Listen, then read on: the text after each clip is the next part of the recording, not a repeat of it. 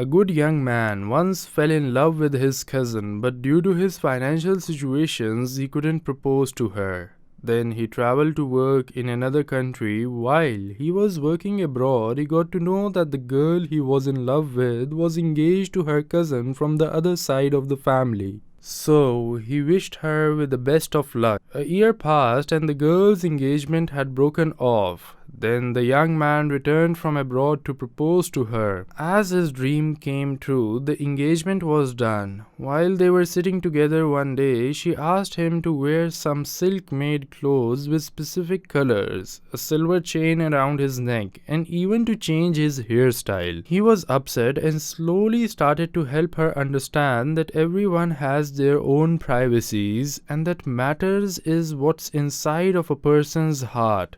He reminded her of the Prophet's hadith, "Do not wear silk or brocade.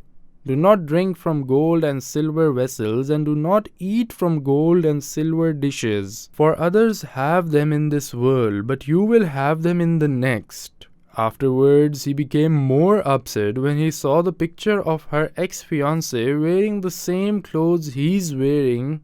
As she asked, he thought that she was still into her ex-fiancé, but he didn't want to react too quickly, so he met with her cousin and asked him.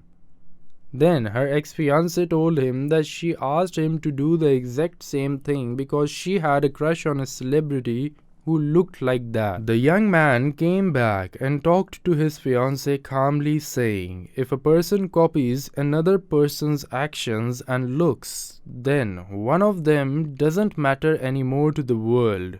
One of the many blessings Allah has given us is that we're all different to complete each other." She was convinced and apologized. Then she started focusing on her religion and the important things in life. يا أيها الذين آمنوا اركعوا واسجدوا واعبدوا ربكم وافعلوا الخير لعلكم تفلحون